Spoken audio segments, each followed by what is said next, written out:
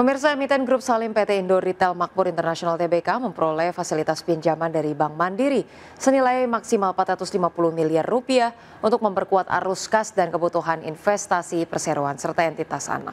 Ya, adapun fasilitas pinjaman tersebut memiliki limit maksimal 450 miliar rupiah yang terbagi ke dalam dua tranche masing-masing senilai 225 miliar rupiah. Tranche pertama memiliki jangka waktu 5 tahun, sementara tranche kedua berlaku selama 7 tahun sejak penandatanganan perjanjian kredit.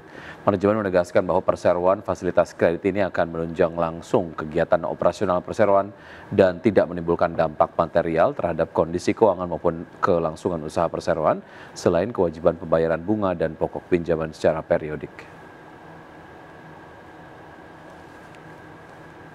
Ya, pemirsa, kita bergeser ke informasi lainnya. Ya, kinerja emiten retail PT Sumber Alvaria Trijaya Tbk atau Alfamart tertekan melemah pada daya beli masyarakat. Meski pendapatan masih tumbuh, laba bersih perusahaan justru turun sepanjang 9 bulan pertama di tahun ini. PT Sumber Alvaria Trijaya Tbk, pengelola jaringan retail Alfamart, membukukan laba bersih sebesar 2,31 triliun rupiah hingga kuartal 3 2025 turun 3,49% secara tahunan. Padahal penjualan bersih masih tumbuh 7,09% menjadi 94,47 triliun rupiah. Namun beban pokok pendapatan dan biaya operasional yang meningkat ini menekan margin keuntungan perusahaan. Investment Analyst Advisor Provina Visindo, Indi Naila menyebut kinerja AMRT masih didukung ekspansi toko dan penjualan yang kuat. Namun secara kuartalan, pendapatan di kuartal 3 turun 1,2% dibandingkan kuartal sebelumnya.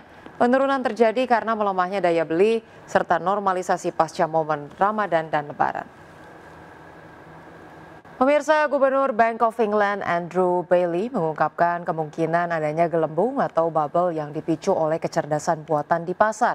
Bailey mengatakan ada ketidakpastian seputar imbal hasil AI di masa depan yang membuat pasar ekuitas rentan terhadap koreksi jika ekspektasi seputar dampak AI menjadi kurang optimis. Gubernur Bank of England Andrew Bailey mengungkapkan kemungkinan adanya gelembung atau bubble yang dipicu oleh kecerdasan buatan di pasar terlepas dari peningkatan produktivitas yang besar yang kemungkinan akan dihasilkan oleh teknologi tersebut. Bailey mengatakan ada ketidakpastian seputar imbal hasil AI di masa depan tetapi tidak terlalu terkait dengan potensinya. Dalam laporan kebijakan moneter yang menyertai keputusan suku bunga, Bank Sentral mengatakan valuasi ekuitas tampaknya telah diregangkan dalam konteks historis, terutama untuk perusahaan teknologi yang berfokus pada AI. Imbal hasil di masa mendatang dari hal ini dan itu masih belum pasti. Hal itu membuat pasar ekuitas rentan terhadap koreksi jika ekspektasi seputar dampak AI menjadi kurang optimis, yang menyatakan bahwa penurunan permintaan global yang diakibatkannya dapat mengurangi tekanan inflasi di Inggris. Pernyataan Gubernur Bank of England tersebut disampaikan usai Bank Sentral memutuskan untuk mempertahankan suku bunga tidak berubah di level 4% pada periode November 2025. Meski ada kecenderungan dovish, Bank of England menekankan bahwa setiap pemotongan suku bunga di masa depan akan bersifat bertahap dan bergantung pada data. Perakhiran terbaru Bank Sentral menunjukkan pertumbuhan produk domestik bruto yang lesu hingga akhir tahun dengan pengeluaran rumah tangga terhambat oleh biaya pinjaman yang tinggi dan rasio tabungan yang tinggi. Berbagai sumber IDX Channel. Pemirsa, harga minyak terkoreksi pada Kamis seiring meningkatnya kekhawatiran pasar terhadap potensi kelebihan pasokan serta melemahnya permintaan di Amerika yang merupakan konsumen minyak terbesar di dunia. Minyak mentah berjangka Brent ditutup turun 0,22% menjadi $63,38 per barrel.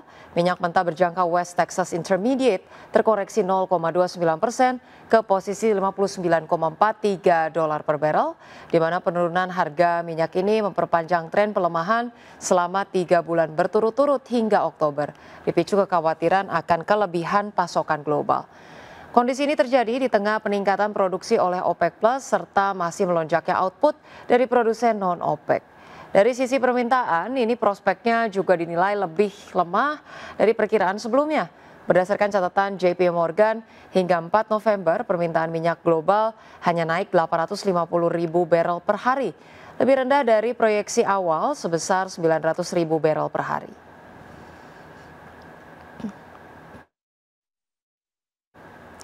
Selanjutnya dari bursa global, pemirsa, bursa Wall Street berakhir di zona merah pada Kamis dipicu oleh aksi jual sektor teknologi yang kembali terjadi di tengah meningkatnya ketidakpastian ekonomi dan kekhawatiran atas valuasi saham yang dinilai sudah terlalu tinggi.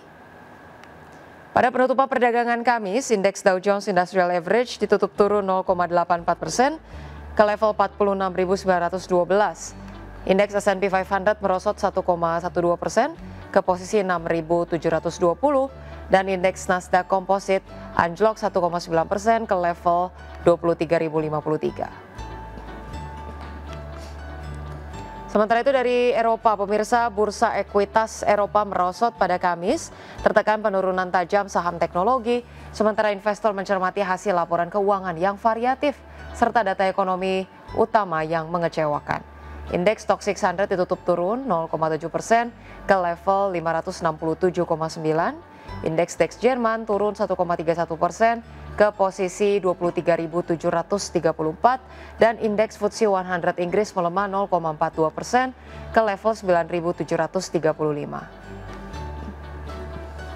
Ya, terima kasih Anda masih bergabung sama kami. Pemirsa, PT Trisula Textile Industries Tbk membukukan pertumbuhan pendapatan dan laba bersih hingga akhir September 2025. Ya, manajemen perseroan menyatakan strategi yang adaptif terhadap permintaan pasar terbukti relevan sehingga mendorong pertumbuhan. PT Trisula Textile Industries Tbk membukukan pertumbuhan pendapatan dan laba bersih hingga akhir September 2025. Berdasarkan laporan keuangan per 30 September 2025, penjualan neto mencapai 426,35 miliar rupiah atau naik 18,61% secara tahunan. Kemudian laba neto periode berjalan yang dapat diatribusikan kepada pemilik entitas induk atau laba bersih tercatat sebesar 9,2 miliar rupiah atau naik 4,96% secara tahunan. Kontributor terbesar penjualan masih didominasi oleh segmen manufaktur melalui merek Bellini dan Caterina.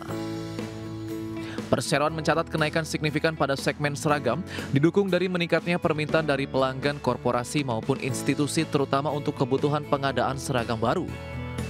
Manajemen Perseroan menyatakan strategi yang adaptif terhadap permintaan pasar terbukti relevan sehingga mendorong pertumbuhan. Di samping itu, industri tekstil secara keseluruhan juga menunjukkan perbaikan. Selanjutnya, untuk meraih pertumbuhan yang telah ditetapkan, Perseroan gencar memperluas pasar retail melalui penambahan outlet di wilayah-wilayah potensial. Berbagai sumber IDX Channel.